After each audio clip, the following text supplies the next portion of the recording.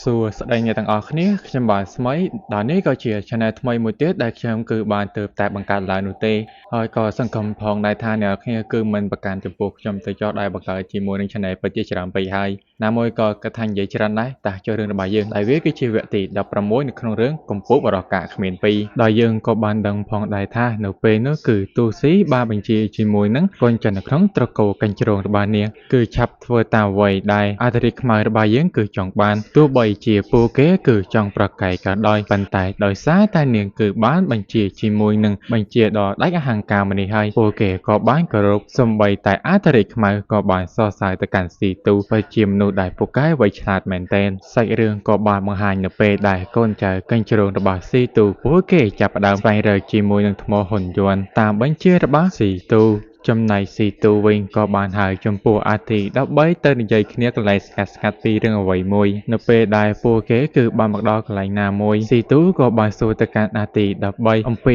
តេតឹងលោកយាយថាបានជួយចំពោះនៅអ្វីខ្លះទើបអាចឈានទៅដល់អាណាចក្រស្ដេចបិសាចអាទី13ក៏បានប្រាប់ទៅកាន់ស៊ីទូដែលលោកយាយគឺបានគូជាមួយនឹងគំនូររូបអមតៈឲ្យមកកាន់នាងជាពិសេសនាងក៏បានយកជាមួយនឹងរូបគំនូរមួយនោះឲ្យទៅកាន់ចំពោះស៊ីទូគឺបានឃើញផងដែរអំណាចនៃធម៌ពលដែលបានចេញពីគំនូរមួយនោះវាគឺពិតជាអស្ចារ្យជាខ្លាំងនេះហើយក៏ជាមូលហេតុបានធ្វើឲ្យចំពោះអាទី13អាចឈានទៅដល់កម្រិតនៃស្ដេចបិសាចជាពិសេសនោះយើងក៏បានឃើញផងដែរថាស៊ីទូរបួសដែលនាងគឺបានមានជាយុបហើយនៅក្នុងរាងកាយរបស់នាងក៏ចាប់ផ្ដើមជាសះស្បើយឡើងវិញក៏ដោយសារតែគំនូរមនុស្សផងដែរមើលទៅអំណាចនៃគំនូររូបភាពអមតៈមួយនេះវាពិតជាអស្ចារ្យយើងក៏បានឃើញថាស៊ីទូហាក់បីដូចជាបានឆ្លក់វង្វេងជាមួយនឹងរូបគំនូរមួយនេះបាទទៅហើយដោយបានធ្វើឲ្យនាងគឺគិតតែឯងអីតែឯងទៅអ្នកគ្នាគួរតែដឹងហើយថាចិត្តលុបលន់នោះវាគឺបង្កើតជាមួយនឹងឲ្យយើងគឺមានជាមួយនឹងចិត្តអាក្រក់សូម្បី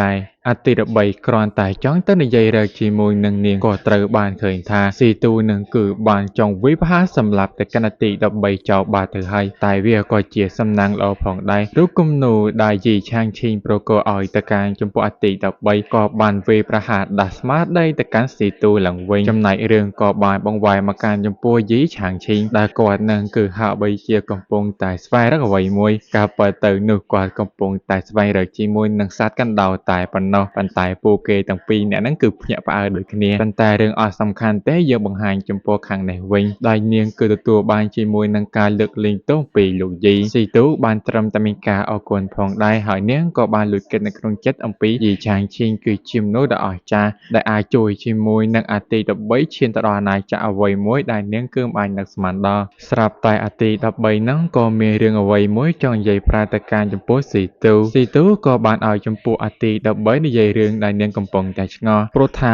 បើតាវ័យដែលនាងតាមកើតជាមួយនឹងគ្រួសារត្រកូលកញ្ជើរបស់យើងហាក់បីដូចជាអាចមានជាមួយនឹងអាយុក៏រាប់លានឆ្នាំហើយវាក៏អាចថានឹងមានទំនាក់ទំនងខ្លះជាមួយនឹងលោកយាយបើតាមជាមួយនឹងពួកគេគិតជាមួយនឹងសមត្ថភាពរបស់លោកយាយការវឹកហាត់របស់គាត់ពិតជាអាចារ្យអាចនិយាយថាគាត់អាចមានជាមួយនឹងទំនាក់ទំនងខ្លះជាមួយត្រកូលនៃបិសាចកញ្ជ្រោងរបស់ពួកយើងដូច្នោះហើយបានជាគាត់យកចិត្តទុកដាក់មកចំពោះគ្រួសារនៅក្នុងត្រកូលកញ្ជ្រោងរបស់ពួកយើងនេះក៏បានធ្វើឲ្យស៊ីទូក៏ចាប់ផ្ដើមមានការសង្ស័យពីរឿងនេះបន្តិចបន្តួចផងដែរព្រោះថានៅពេលនោះគ្រួសារត្រកូលកញ្ជ្រោងរបស់ពួកគេក៏ប្របីល្បាញនឹងត្រូវបានមនុស្សជាច្រើនសិតតែចង់បានប្រហែលមើលទៅលោកជីពិតជាបានមានទំនាក់ទំនងអ្វីមួយជាមួយនឹងត្រកូលនៃបិសាចកញ្ជ្រោងរបស់ពួកគេហើយនាងក៏បានប្រតិកម្មចំពោះទី13ដូច្នេះហើយអ្វីគ្រប់យ៉ាងគឺពឹងផ្អែកទៅលើចំពោះអាទី13ហើយនាងក៏បានយកប្រតិកម្មស៊ីទូនឹងមិនឲ្យនាងគឺមានការខូចចិត្តមកចំពោះខ្លួនឡើយសាច់រឿងក៏បានបង្វែរចំពោះកូនចៅនៅក្នុងត្រកូលបិសាចកញ្ជ្រោង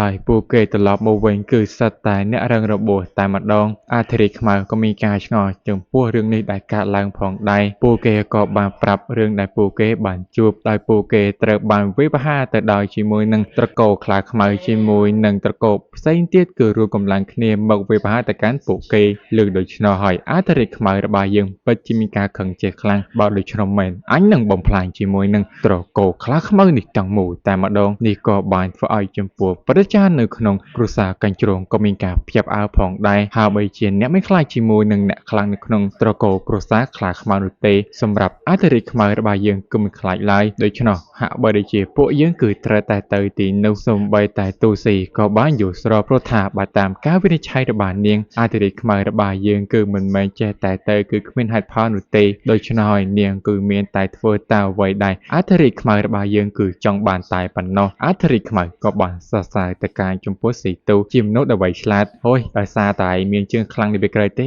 កុំអីគឺអញមិនដែលតាមឯងឡើយអធិរាជខ្មៅក៏បានប្រតិកម្មពួកគេតាពួកយើងទៅបំផ្លាញជាមួយនឹងត្រកូលខ្លាខ្មៅទាំងមូលនេះតែម្ដងសាច់រឿងក៏បានបង្ហាញចំពោះត្រកូលខ្លាខ្មៅដោយពួកគេទាំងអស់នោះក៏ត្រូវបានរឹងដោយការវិភាហាពីគ្នារបស់អធិរាជខ្មៅហេពួកអាចឆ្កែខ្លាខ្មៅឆាប់មកទៅនេះអញនឹងបំផ្លាញពួកឯងទាំងត្រកូលតែម្ដងបរមអ្នកដែលនៅក្នុងត្រកូលខ្លាខ្មៅហ្នឹងគឺខ្ញុំបានភ្លេចឈ្មោះបាទៅហើយប៉ុន្តែដឹងត្រឹមថាពួកវាហ្នឹងគឺសិតតែជាសត្រូវរបស់អធិរាជខ្មៅបរមអ្នកក៏បានបញ្ចេញជាមួយនឹងបច្ចេកទេសសម្ងាត់នៃត្រកូលខ្លាខ្មៅវិភាហាទៅកាន់អធិរាជខ្មៅដែលយើងបានឃើញជាមួយនឹងការបន្ទោសជាខ្លាំងតែម្ដងឲ្យវាបានគិតថាការវិភាហាជាមួយនឹងបច្ចេកទេសសម្ងាត់នៃត្រកូលខ្លាខ្មៅនឹងអាចកម្ចាត់ទៅកាន់អធិរាជខ្មៅតែយើងគឺបានឃើញថាគឺគ្មានរឿងអ្វីបានកើតឡើងចំពោះអធិរាជខ្មៅរបស់យើងនោះទេស្អីគេទេអញស្មានតែខ្លាំងក៏ប៉ុន្តែគឺពិតជាការគ្រាន់តែការវិភាហាតែមួយដងរបស់អធិរាជខ្មៅបានធ្វើឲ្យវារឿងរបួសជាពិសេសវាក៏បានលើកឡើងជាមួយនឹងដូនតារបស់វាផងដែរដូចជាត្រូវបានគេថាមីងសានបើសិនជាគាត់ត្រឡប់មកវិញហើយច្បាស់ជាងាប់តែម្ដងតែអធិរាជខ្មៅរបស់យើងគឺមិនបានខ្លាចជាមួយនឹងការនិយាយរបស់អាប៉ែម្នាក់នឹងនោះទេហើយបីជាគ្មានអ្វីអស្ចារ្យឡើយ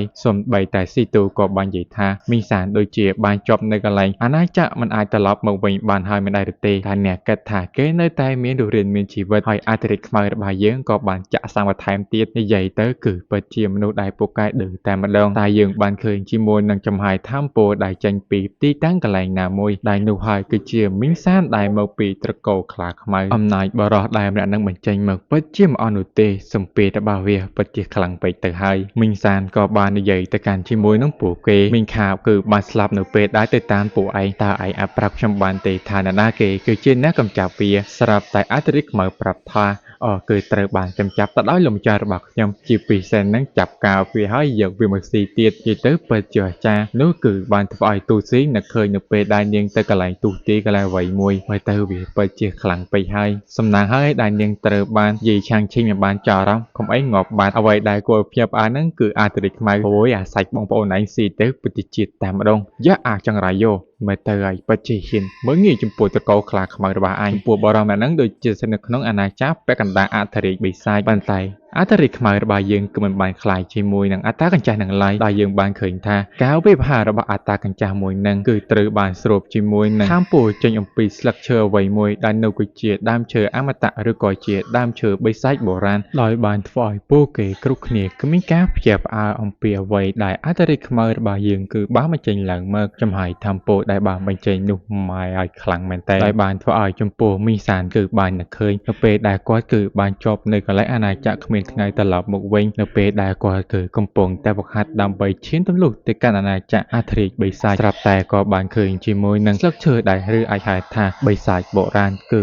បានចោះសម្លាប់គាត់បាទៅហើយដោយសារតែគាត់ហ្នឹងគឺបានចូលមកកន្លែងទីតាំងឬក៏ជាទឹកដីបិសាចដើមឈើបុរាណដូច្នោះហើយគឺគេពិតជាមានការចងចាំឬក៏មិនភ្លេចឡើយអំពីចំហាយធម្មពលដែលបានបញ្ចេញមកមួយនោះដើមឈើបុរាណក៏បានសួរទៅកាន់អធិរាជខ្មៅតើមានរឿងអ្វីស្រាប់តែអធិរាជខ្មៅក៏ចាប់ផ្ដើមនិយាយបន្លឺតាមម្ដងនិយាយទៅសិតថាវាយខ្ញុំឯណានៃឲ្យខ្ញុំហៅវាសិតប៉ាហេអាឆ្កែអញមានបាននិយាយចឹងណាហើយចេះតែភ្លើហើយភ្លើម៉េច